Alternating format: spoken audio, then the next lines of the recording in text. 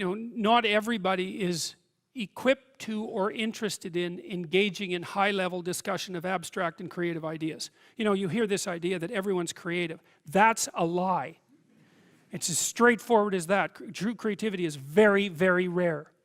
And if you happen to be a creative person, or if you happen to be someone who's profoundly interested in ideas, you are in a pronounced minority, just as you are if you happen to be extremely extroverted or extremely agreeable or extremely conscientious. These are minority issues, and what you do is you find like-minded people who are capable of engaging that. Heavyweight weightlifters compete with heavyweight weightlifters for a reason, and everyone thinks that's fine. And the same thing applies to intellectual and creative endeavors. So what you do is you try to find a community where that's the nature of the community, and you likely have to find a relationship like that as well. So I don't think so. I think what contributes to the siloing is the arrogance that goes along with it. Because if you can be interested in ideas and you can be creative, well, that's the arrogance of the intellect, right? That's the thing the Catholic Church had warned about for centuries, is the arrogance of the intellect. So because if you're wise as well as smart, and there is no relationship between being smart and being wise, they are not the same thing. There's no quick pathway from smart to wise.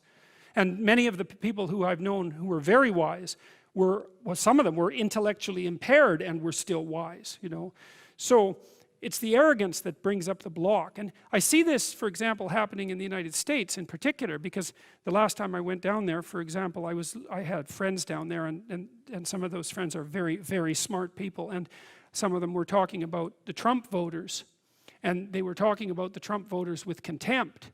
And I thought, you better watch that, because that's 50% of the damn population. And it might be convenient to think that they're stupid and beneath you, but it's not conducive to a civil state, and there's no evidence that it's true, because there isn't a straight line between intelligent and wise. And so I think that if your character is developed and you're intelligent, you can have your siloed creative community, but you develop enough wisdom so that you can see all the things that people can do that are of high ethical utility that are outside the intellectual domain. And I think that's why in the New Testament, I think that's why Christ is a carpenter. Right? Because, well, first of all, a carpenter is one of those jobs that when you're dishonest, it manifests itself immediately, because what you build falls down. And so if you're an honest carpenter, you build a good house. So there's a nice metaphor there. But it's also a warning, in some sense, against the equation of intellectual brilliance with moral superiority.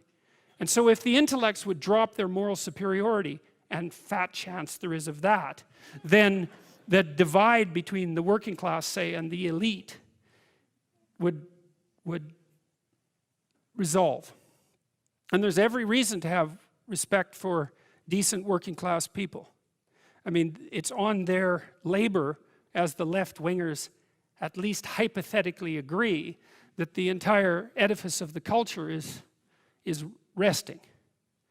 So you can have your cake and eat it too, but you have to not assume that your niche makes you superior. And it's very difficult for smart people, especially smart.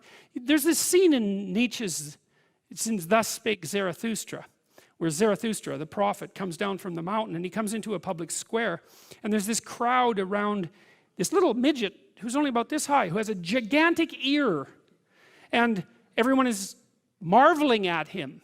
Well, that's what the modern intellect is like. It's a midget with a giant, well, mouth generally, not an ear. And the being is underdeveloped, but the intellect is hyper activated. And it makes the person extraordinarily unbalanced. And it's partly because they can't compete outside the intellectual realm. And that makes them very bitter, because they tend to think, well, God, I'm so smart, everything should just come to me. It's like, sorry, that's not how the world works. And it also, that attitude is immediately evident to people that they're talking to when they talk in the manner that they talk, if they are arrogant intellectuals of that sort. You see that in The Simpsons did a good job of that with Comic Book Guy, right? I mean, he completely useless in every possible dimension with an IQ of about 160. And it's very annoying to people who have an IQ of 160 that they can also be completely useless. but it happens a lot. So